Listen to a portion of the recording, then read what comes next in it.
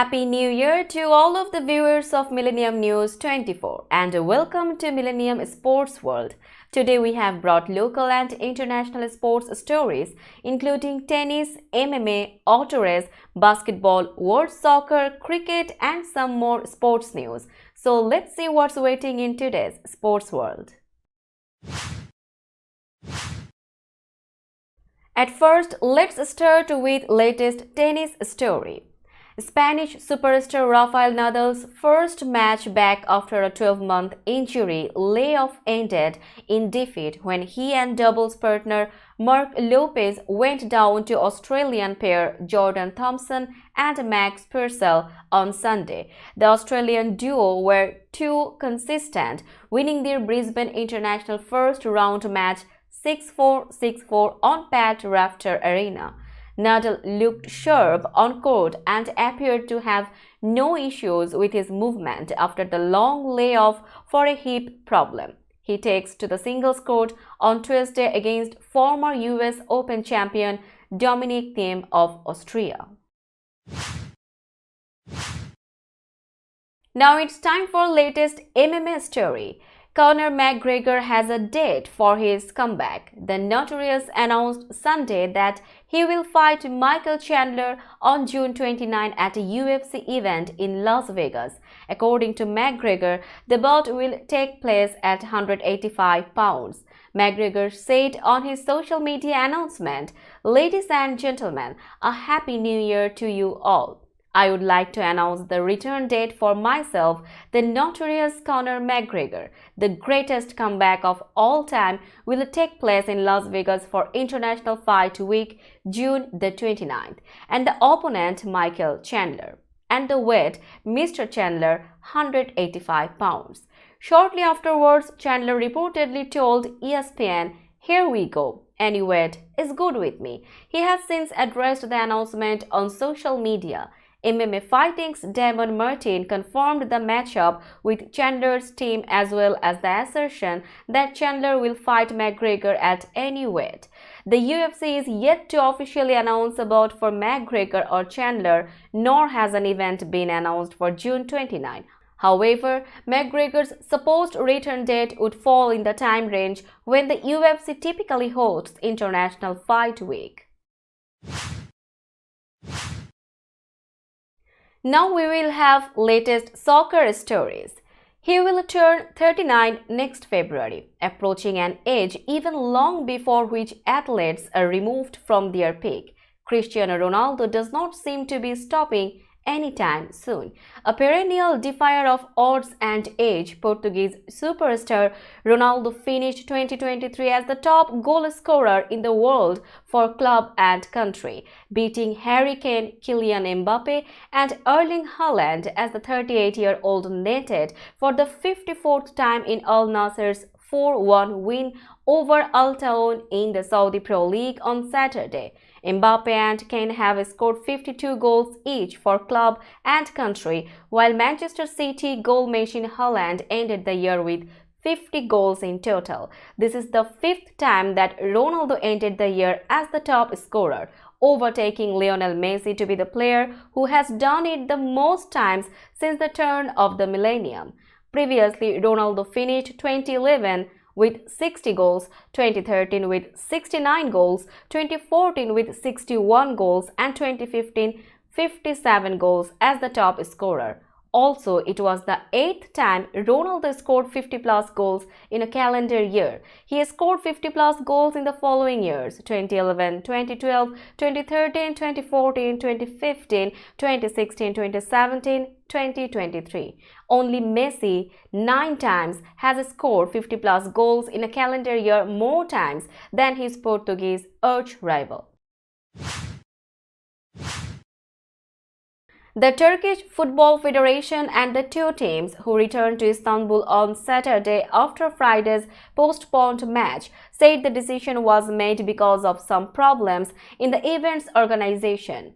Haberturk Television and other Turkish media said players from both Istanbul football teams wanted to wear t-shirts that featured an image of Mustafa Kemal Atatürk, the revered founder of the modern Turkish Republic, during a pre-match warm-up, but were not authorized to do so by Saudi organizers. Turkish media also reported that Saudi authorities did not allow banners featuring political slogans and Atatürk t-shirts to be displayed ahead of the match, including those with Atatürk's "Peace at Home, Peace in the World" slogan.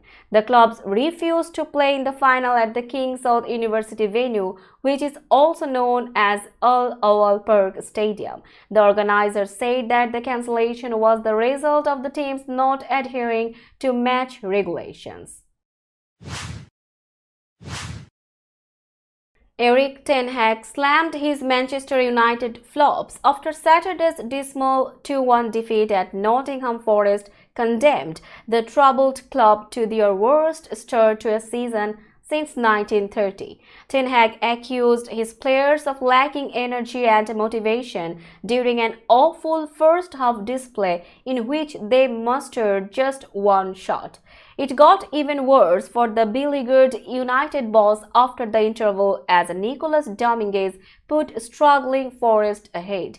Marcus Rashford equalized with just his third goal this term, but Morgan Gibbs-White's late strike handed United a fourth defeat in their last 6 games in all competitions. It's disappointing. The loss was unnecessary. We lost it in the first half. We weren't energized enough or invested enough, Ten Hag said. United, 9 points adrift of the top 4, have lost 9 of their opening 20 league games for the first time since 1989-90. It is now 14 defeats in all competitions for 7th-placed United this season. The last time they had more heading into the new year was 1930-31. We will be back after a short break. Till then, stay with us. This world continuously revolving around various events. Every minute, every second, something is happening somewhere around the globe, and you want to get connected to that event or to that specific moment. Here we come, Millennium News Hour, to get you connected with top USA and international trending news, which includes local news, political news, world news, business news, health and science related news, entertainment news, sports news, and so on.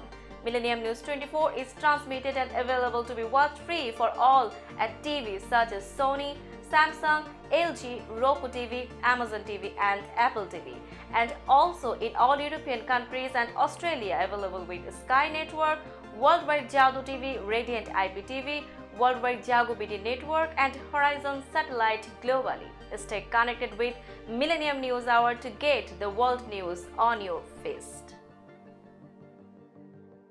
Welcome back to Millennium Sports World. Now we will have latest auto race stories. Gilles de Ferran, the 2003 Indianapolis 500 winner and holder of the closed course land speed record, died Friday while racing with his son at the Concourse Club in Florida. Multiple former colleagues confirmed to the Associated Press. He was 56. Fellow Brazilian driver Tony Kanaan said de Ferran was with his son Luke at the private course in Opa-locka, Florida, when he pulled over and said he wasn't feeling well. Kanaan said de Ferran apparently suffered a heart attack and could not be revived. When de Ferran won the 2003 Indy 500 for Roger Penske, it was the third consecutive win in the greatest spectacle in racing for Penske, who has now amassed a record 19 victories in the iconic Memorial Day weekend race. We are terribly saddened to hear about today's tragic passing of Gilles de Ferran. Our thoughts and prayers go out to Angela, Anna, Luke, and the entire de Ferran family, Roger Penske said in a statement. Gilles defined class as a driver and as a gentleman, as an IndyCar champion and an Indianapolis 500 winner. Gilles accomplished so much during his career, both on and off the track. The Brazilian Motorsports Confederation confirmed de Ferran suffered a fatal heart attack in a statement issued by President Giovanni Guerra. NASCAR Hall of Famer Cale Yarborough, the first driver to win 3 consecutive series championships, has died. He was 84. His 83 career Cup wins ties him with Jimmy Johnson for 6th on the all-time wins list. Yarborough's record of 3 consecutive championships was among those thought to never be broken until Johnson won 5 in a row from 2006 to 10. Yarborough won the Southern 500 5 times and the Daytona 500 4 times. His Daytona win total is second only to Richard Petty's 7 wins in that race. Yarborough was a part of a seminal moment in NASCAR as one of the drivers involved in the final lap and fight in the 1979 Daytona 500. Yarborough was dueling Donnie Ellison for the lead on the final lap when they bounced off each other on the back stretch and crashed in the third turn. Petty went by to win the race. After the race, Yarborough got into a fight with Donnie and Bobby Ellison, who had stopped at the accident scene to check on his brother after the race. NASCAR CEO Jim France stated, "Cale Yarborough was one of the toughest competitors NASCAR has ever seen. His combination of talent, grit, and determination separated Cale from his peers, both on the track and in the record book." Now let's have latest basketball story.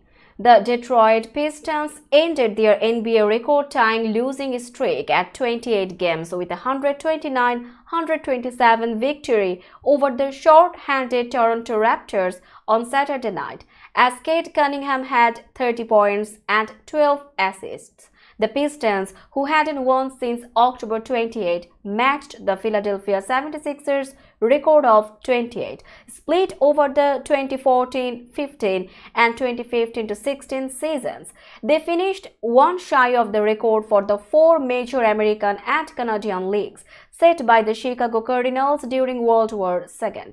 "I feel amazing," Cunningham said. "We just kept battling. It's been a long stretch, all these losses, but I am just happy to be part of a group of guys who don't quit." Jalen Duren had 18 points and 17 rebounds for Detroit, while Kevin Knox II scored 17 points. "I'm just so happy we were able to get that," Duren said. "We have been fighting hard for a couple of months to get one, and we have been through a lot of adversity." Pascal Siakam had 35 points and Dennis Schroeder scored 28 for Toronto, which was playing the second half of a back-to-back. The Raptors traded OG Anunoby, Precious Achiuwa, and Malachi Flynn to the New York Knicks earlier in the day. They received R.J. Barrett and Emmanuel quickly, but they were not available on Saturday. Now let's have latest baseball story. Chris Sale's injury-filled career with the Red Sox ended Saturday when the 34-year-old left-hander accepted a trade to the Atlanta Braves that sent infielder Vaughn Grissom to Boston.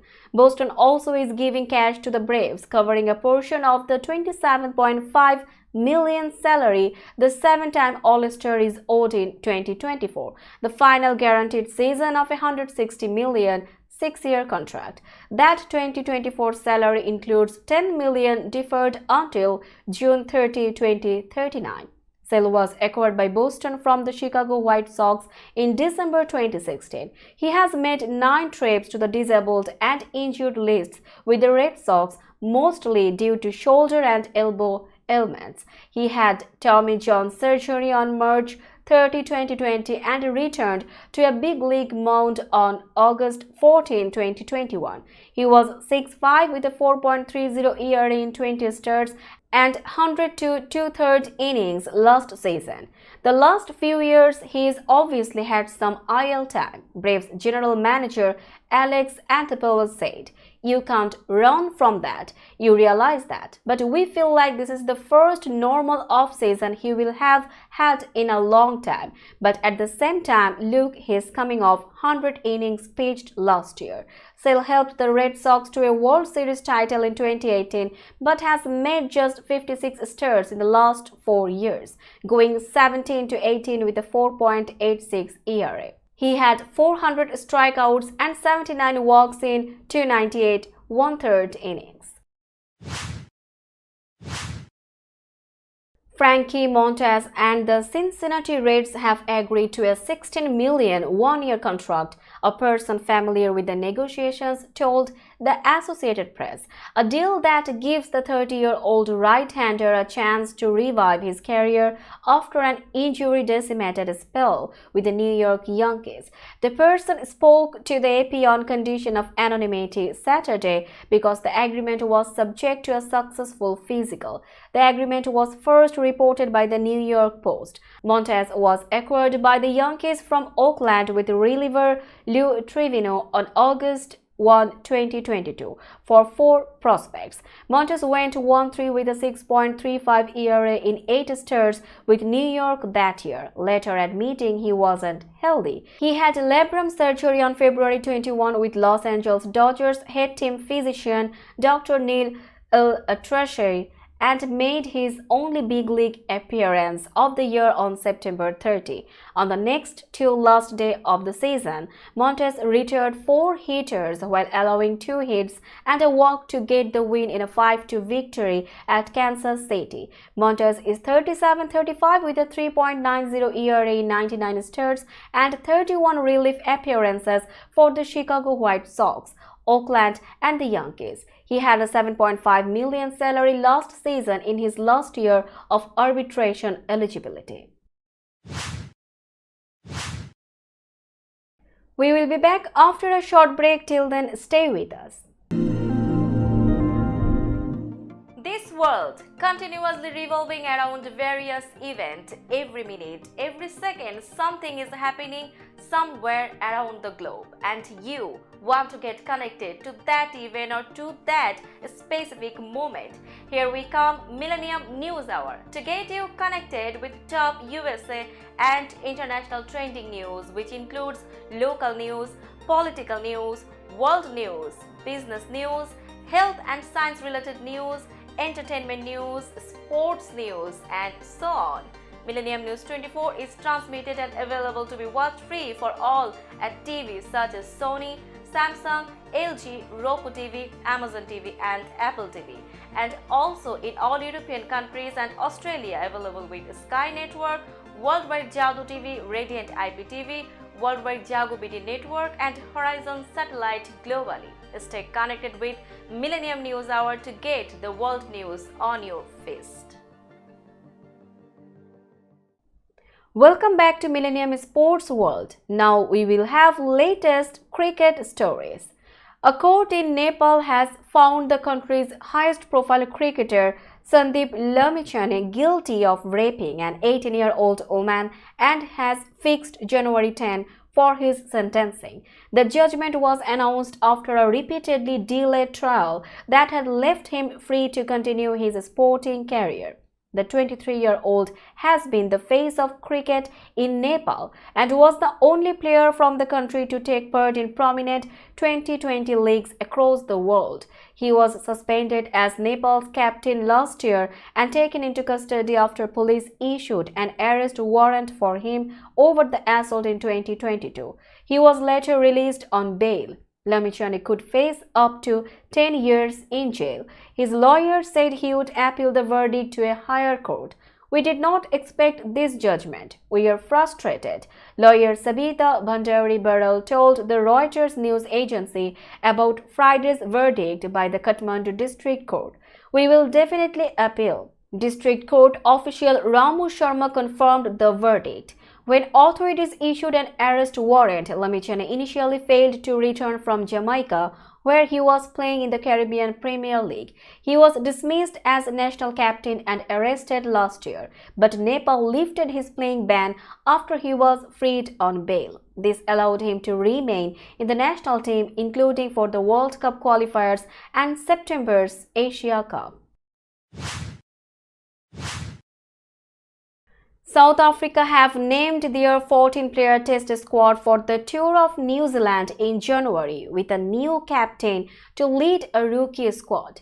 Uncapped Neil Brandt will lead South Africa in New Zealand in the two-match ICC World Test Championship Series, with only 3 players from the squad currently playing India travelling with the team.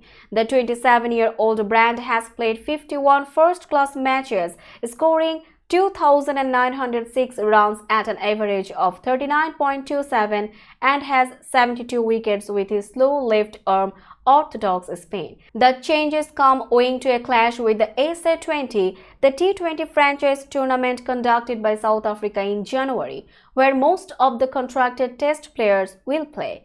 Keegan Peterson and Zubair Hamza aside, David Bettingham, who made his test debut last week, are the only players in the touring party who are in the test squad for the Cape Town test against India. There are 6 uncapped players in the squad, with Dwayne Olivier, capped 15 times in tests, the most experienced. Brandt will become the first player since Lee German in 1995 to lead an international men's team on test debut, if it's not also the team's first ever test. David Warner has been given the hometown farewell from Test cricket he craved after the opening batsman was named in an unchanged Australia lineup for the third and final test against Pakistan in Sydney next week. Warner said in June he wanted to call time on his 12-year test career at the Sydney Cricket Ground, and with the Australians holding an unassailable 2-0 lead in the series. The 37-year-old has been granted his wish. The national selection panel have retained the same squad from Melbourne to Sydney as we look to clean sweep the test series, Chief Selector George Bailey said. We look forward to celebrating David Warner's final test match and his incredible career at his home ground. Sydney-sider Warner went into the current series with question marks over his form due to a lack of test runs, but a rapid-fire 164 in the first innings of the opening test in Perth erased any doubts over his position in the team. Australia won that test by 360 runs before Pat Cummins put on a man-of-the-match performance to seal the second test in Melbourne last week, the captain taking 10 wickets as Pakistan lost by 79 runs in 4 days. That's all in today's sports world. Keep watching Millennium Sports World for latest sports update. Millennium News 24 is transmitted and available to be watched free for all at TVs such as Sony, Samsung, LG, Roku TV, Amazon TV and Apple TV, and also in all European countries and Australia, available with Sky Network, Worldwide Jago TV, Radiant IPTV, Worldwide Jago BD Network and Horizon Satellite globally. Stay connected with us for all types of informative and entertainment program. Thank you.